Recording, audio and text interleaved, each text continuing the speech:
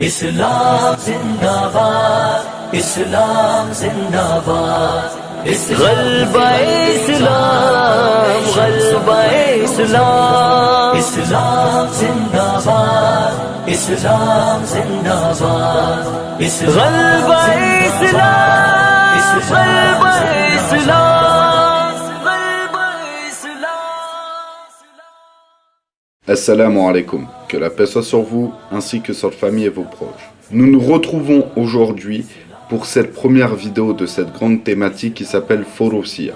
Al-Furusiyya, c'est cette thématique qui traitera de tout ce qui est les conquêtes, les batailles, les chefs militaires, les conquérants, les corps d'armée et les armes de la civilisation arabo-musulmane. Donc tout ce qui est plutôt l'aspect un peu militaire, guerrier. Et pour cette première vidéo, nous allons parler de Tariq ibn Ziyad, qui est ce héros musulman qui a secoué la péninsule ibérique et toute l'Europe il y a plus de 1000 ans. Ce héros, Tariq ibn Ziyad, à la tête d'une armée de 12 000 hommes, a défait celle des terribles Visigoths, qui comptaient pourtant plus de 100 000 soldats. Il a marché glorieusement sur les terres d'Hispanie, autrefois l'Amérique d'aujourd'hui.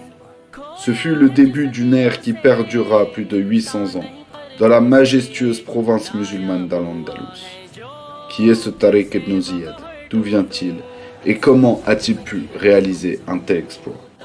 Avant de rentrer plus en détail dans la vie de notre héros du jour, nous allons parler du contexte avant la conquête arabo-musulmane de la péninsule ibérique. Et quand on parle du contexte, non seulement c'est le contexte de la péninsule ibérique, mais également de l'Afrique du Nord.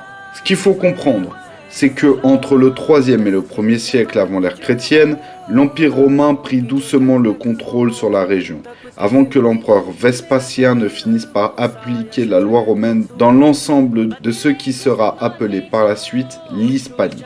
Les Romains créèrent de nouveaux centres urbains comme Saragosse, Mérida et Valence. La région devint rapidement un grand pôle économique, de par sa position privilégiée et son contact facile avec les autres régions du bassin méditerranéen. Au IIIe siècle de l'ère chrétienne, le christianisme progresse rapidement dans la région. L'Empire romain eut donc le contrôle en Hispanie pendant environ 7 siècles, jusqu'à l'arrivée des barbares germains à partir du 5e siècle. Lorsque l'on parle de barbares, il faut comprendre ce terme comme le définissait la civilisation gréco-romaine, c'est-à-dire les personnes étant étrangères. En d'autres termes, c'est-à-dire qui ne font pas partie de l'ethnie majoritaire, mais étant sous domination et contrôle. Parmi ces peuples de Germains, ce sont les Visigoths qui fuirent les Balkans, leur région d'origine, suite à l'invasion des Huns, un peuple turco-mongol. Ce sont eux qui nous intéressent aujourd'hui. Et finissent par obtenir le droit de s'implanter dans le sud-ouest de la France et dans le nord de la péninsule ibérique, grâce à un traité de paix avec l'Empire romain affaibli par les différentes invasions barbares et une économie en berne depuis quelques années, et surtout à cause de la difficulté de transition politique entre le traditionnel paganisme gréco-romain et la nouvelle religion d'État de l'Empire, le christianisme. Suite à un second accord, les Visigoths obtinrent le droit de combattre les Vandales, peuple autochtone de la péninsule. Ils se replièrent, c'est-à-dire les Vandales, et fuirent de l'autre côté de ce qui sera appelé par la suite le détroit de Gibraltar. Et donc là, nous voyons bien le début de ce lien historique entre les peuples de la péninsule ibérique et les peuples de l'Afrique du Nord. En Espagne, les Visigoths y rencontrèrent des Juifs, déjà établis dans des villes comme Cordoue, Grenade et Tolède. Il est dit que cette dernière fut fondée au 1er siècle par des réfugiés juifs partis de Jérusalem après la destruction du temple par les Romains en l'an 70. Le nom de la ville viendrait du mot hébreu Tola Tola qui signifie exil. Les Arabes l'appelleront d'ailleurs durant leur règne Toulaytoula. Les Juifs ont vécu en Espagne bien avant les chrétiens. Des sources historiques qui attestent la présence de commerçants juifs dès le 1er siècle. Ils sont venus en Espagne parce que des opportunités commerciales se présentaient. Juifs ou non, les hommes intelligents et ambitieux suivent toujours les routes du commerce. Or, au temps des Romains, Le commerce en Méditerranée est florissant. Les communautés juives prospèrent sous l'égide de Rome. De réfugiés, ils devinrent citoyens de l'Empire et conservent leurs traditions religieuses. Mais au 5e siècle, les Wisigoths envahirent l'Hispanie romaine. Durant le 1er siècle du règne des Wisigoths, les Juifs conservent une certaine liberté, mais n'ont jamais part au pouvoir. Les Juifs de l'Espagne wisigothique n'étaient pas en position de force et formaient une minorité en marge au sein d'une société qui ne comprenait pas forcément ses pratiques, ses us et coutumes et sa religion.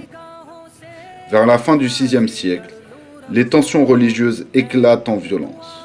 En effet, les Wisigoths se convertirent massivement au catholicisme, qui est promu au rang de religion officielle, et commencent à persécuter activement les Juifs d'Espagne. Les rois wisigoths promulguent des lois qui comportent des restrictions infligées aux Juifs. Ils étaient ainsi obligés de se convertir à la religion chrétienne et pouvaient même être réduits en esclavage.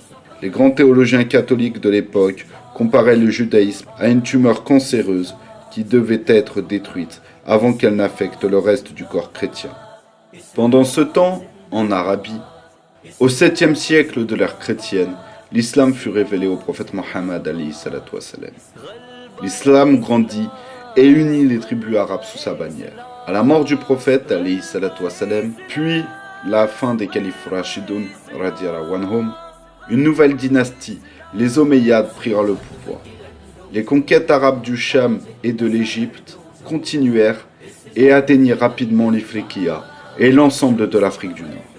Oui, je fais vite, mais tout ceci fera l'objet de vidéos spécifiques. Au fur et à mesure de l'expansion musulmane, de nombreuses tribus locales se convertirent à l'islam.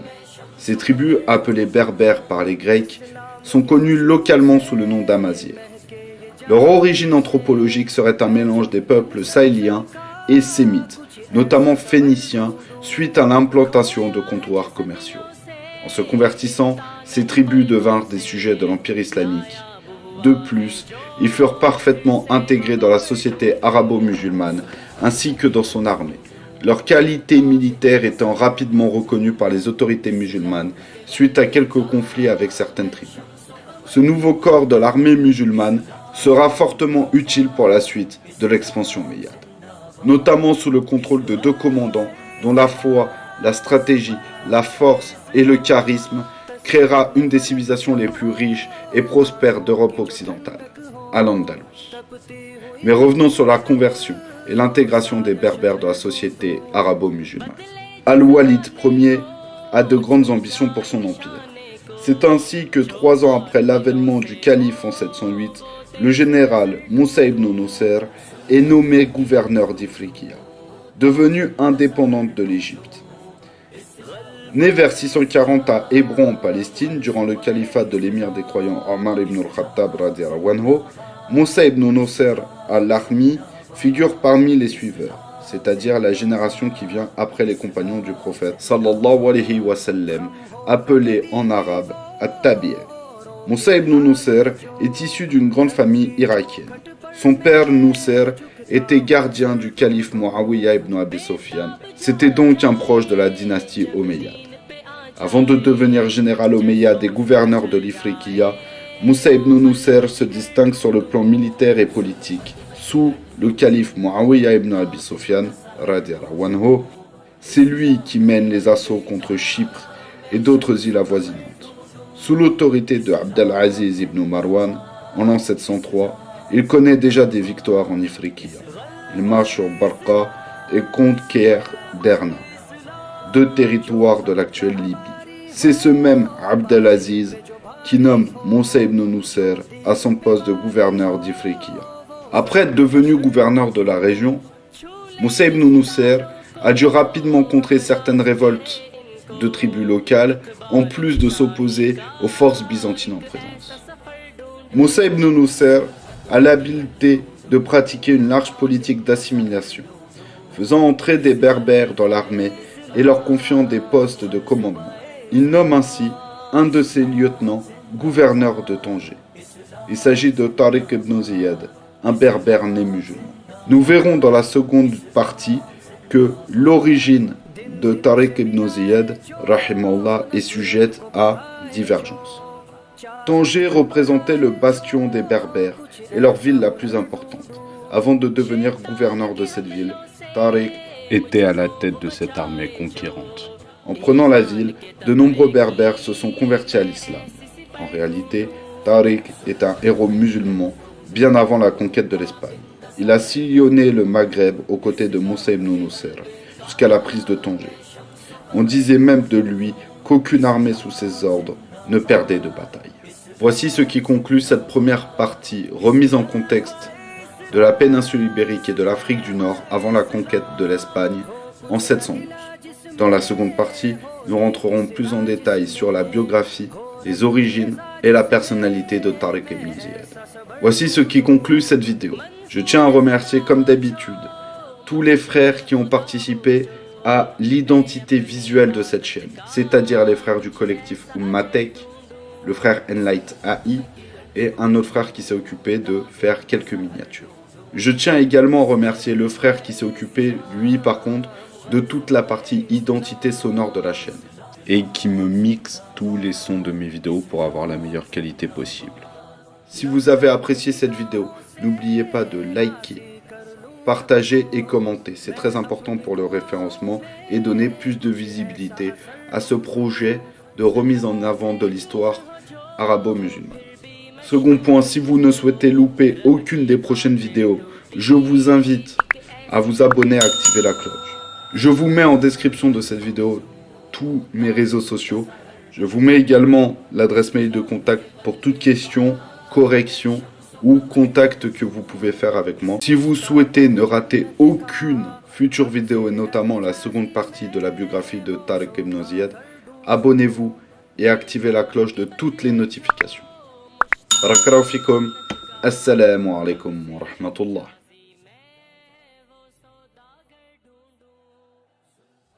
Islam zindabad, Islam zindabad, गलबा इस्लाम गलबा इस्लाम Islam zindabad, Islam zindabad, गलबा इस्लाम गलबा इस्लाम